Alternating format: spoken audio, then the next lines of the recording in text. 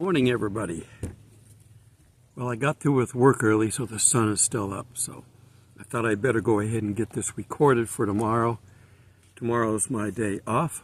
I'm off from this particular project until the 8th, I think, and then we're going back to it again because it's a continuing series that I'm working in. And then Friday and Sunday the 5th and the 7th, I'm working on an independent film. But I'm working with my son, so that'll be good, God willing. Get my green tea. Okay, well, if you've seen my recent video yesterday, where I tried to give a little flavor what it might feel like for those left around after we're gone, you can see why it's important that we help them out, get them to pay attention, wake up. It's coming. You can't stop this freight train. So we also got to tell them what's coming. It is coming big time. When the rapture hits, why is there need to have a rapture? I'm hearing voices. Where are they at? I don't know.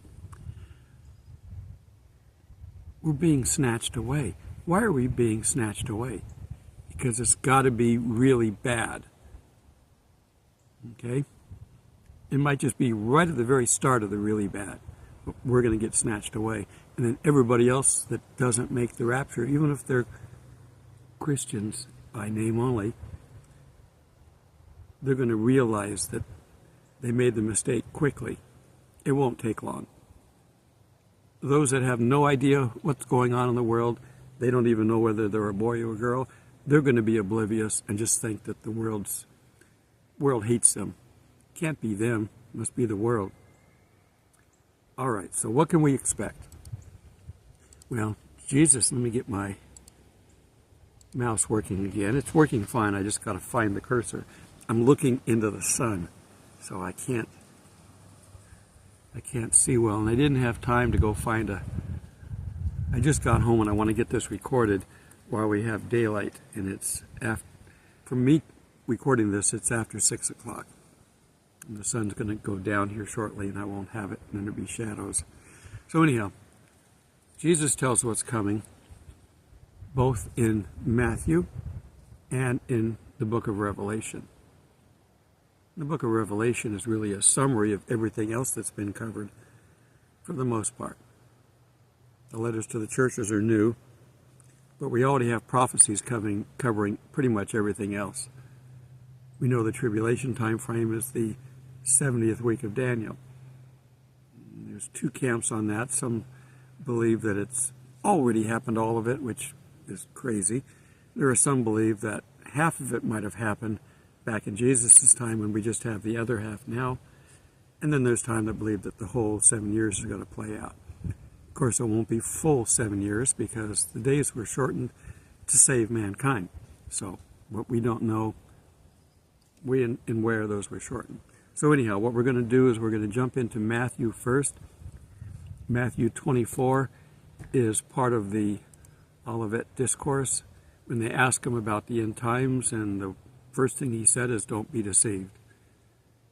He doesn't say be careful of the coming of comet, or be careful of this nation, or even what I'm telling you to prep, because we don't know when this is going to happen. And you should be prepping, because we don't know when this is going to happen. Okay, let's turn to Matthew 24:15. Therefore, when you see the abomination of desolation, the Antichrist, in the temple, claiming to be Christ, spoken of by Daniel the prophet. So I'm saying this is Old Testament stuff just being brought back up, this time by Jesus in Matthew. Spoken of by Daniel the prophet, standing in the holy place. Where is the holy place? The temple. Well, the temple itself wasn't the holy place. If he's really talking about the Holy of Holies, that's the back room of the temple. That means they have to have a temple. So whenever this is happening, if it's halfway through the tribulation time frame, as it's called, or the 70th week, it's 3.5 years from whenever the tribulation starts. We don't know. When's our rapture?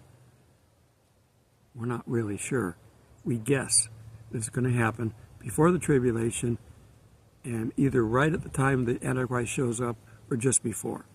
Because we would recognize him and we would stop him right off the bat. He couldn't do anything. We just pray that he goes back to hell, and he would, and he can't.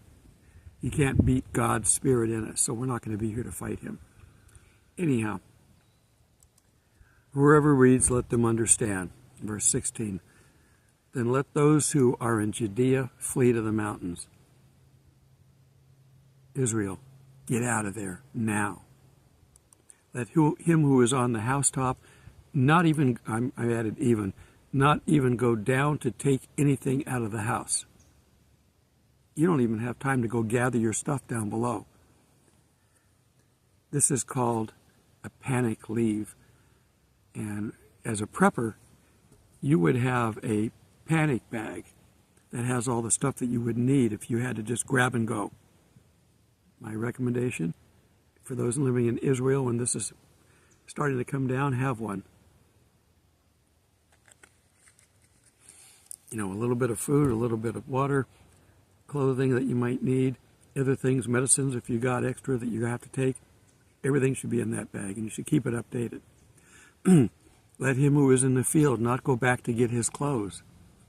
If you're working in the field, take your panic bag with you, so you don't have to go back. But woe to those who are pregnant, obviously women, all you woke people, women. Woe to those who are pregnant and those who are nursing babies. Women. Okay. So woe to you guys, because you're going to have a harder time. And pray that your flight may not be in the winter or on the Sabbath. On the Sabbath, you're not supposed to travel. On the Sabbath, you're not supposed to do work. And if it's winter, it's just going to be cold. And it does snow in Israel. Now, they actually have a mountain you can go skiing on. For then there will be great tribulation. This is the wrath of God side of the tribulation. Because of the abomination of desolation, triggers the wrath of God, triggers the bowl judgments. The seals and the trumpets have already happened.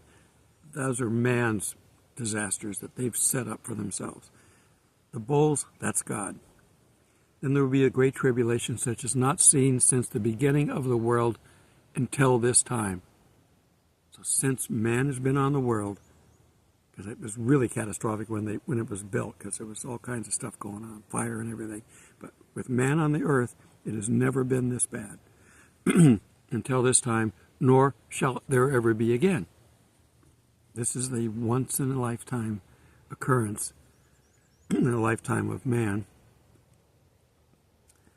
And unless those days were shortened, as I said, somehow the tribulation is going to be shortened. And it looks like it's in the second half of the tribulation, doesn't it?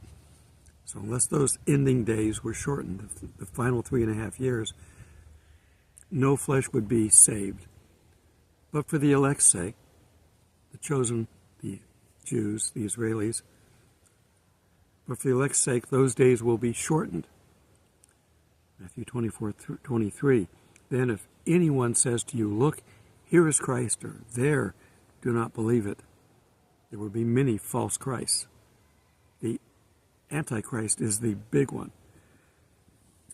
But we've had throughout history many people claiming to be Christ. And maybe they've gotten away with some kind of a miracle, at least the appearance of one. The devil is more than happy to supply the power to do certain things, because these people that are claiming to be Christ can't be Christian, really, because I don't think the Spirit would let them do that. That's my opinion. For false Christs and false prophets will rise and show great signs and wonders. This is the end. Satan's going to basically power everybody as long as you're against God, and deceive, if possible, even the elect. So even the Jews could be misled. See, I have told you this beforehand.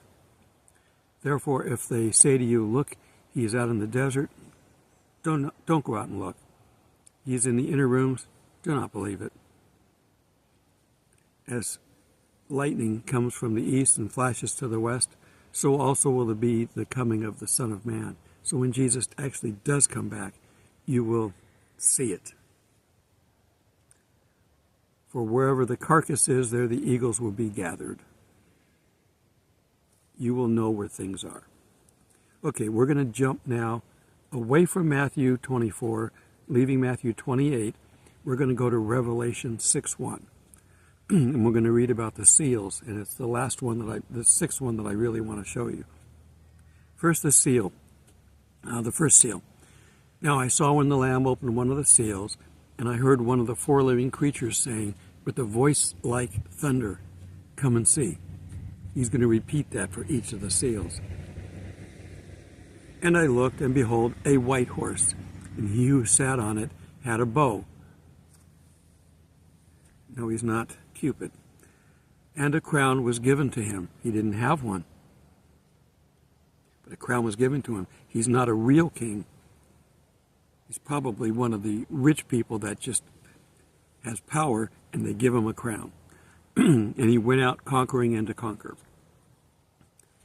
We're not really sure what that means exactly, other than the fact that he will be leading some of the things that are going on, the wars and rumors of wars and all this other stuff.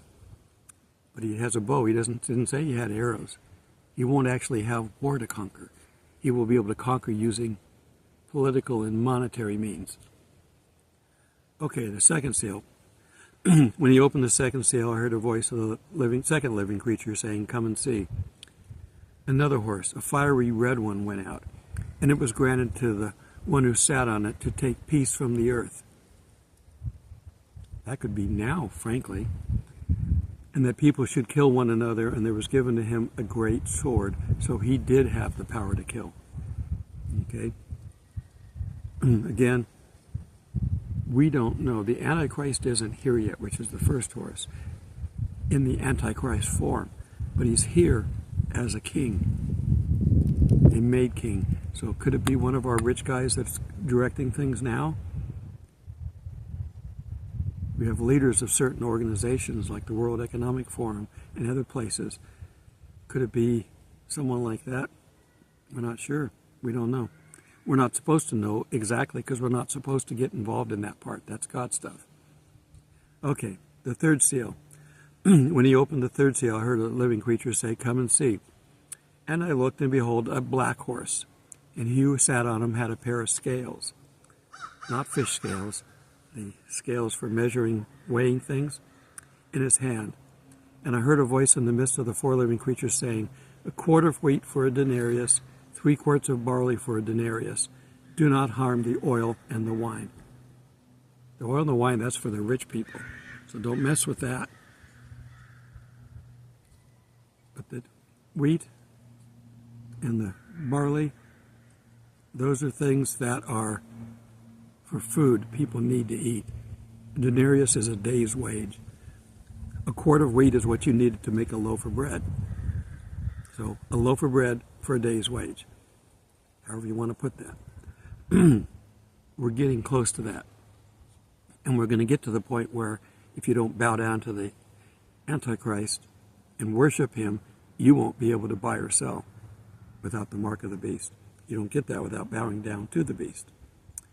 Okay, when he opened the fourth seal, I heard the voice of the four living creatures saying, "Come and see." So I looked, and behold, a pale horse.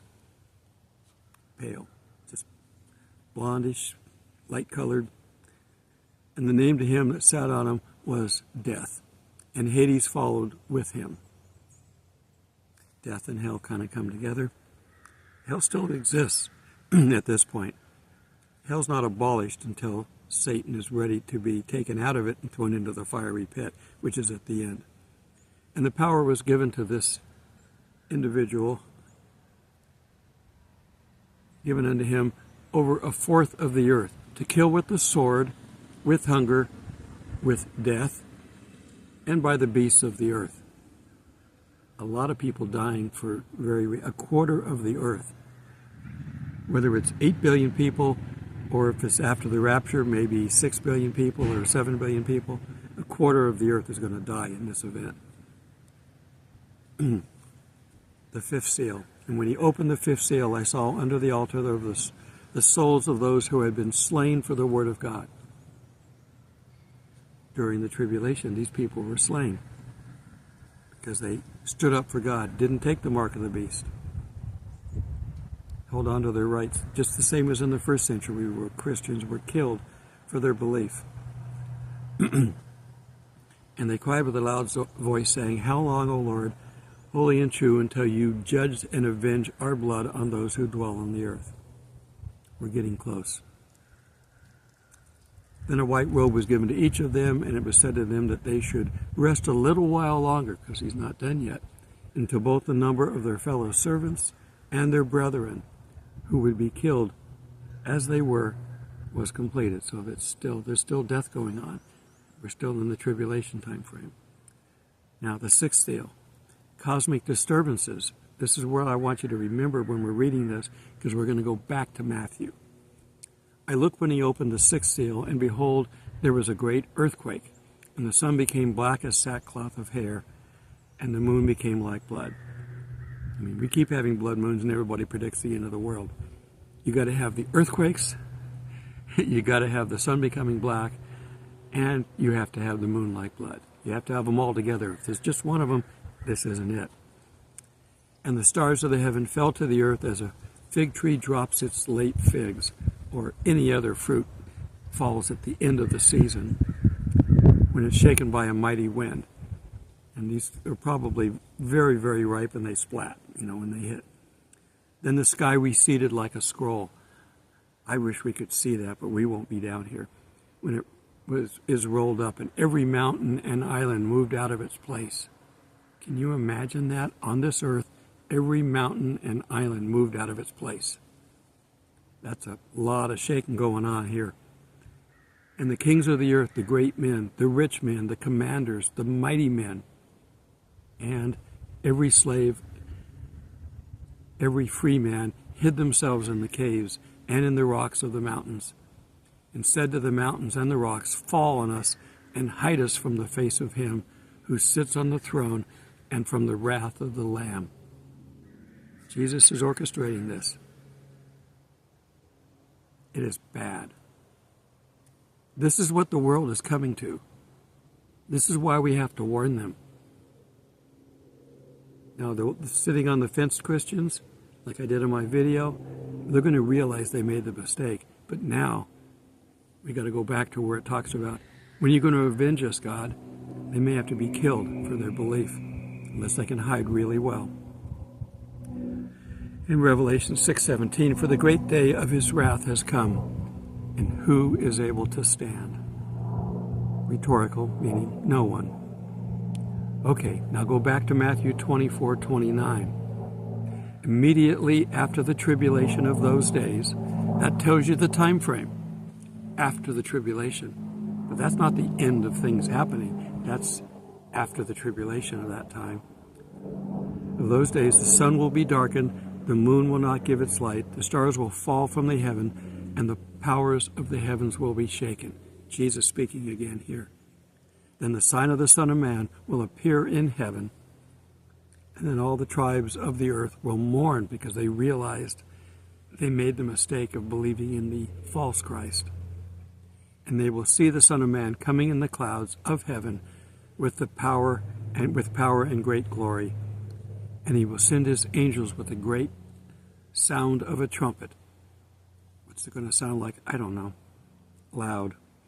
And they will gather together his elect from the four winds, from one end of heaven to the other.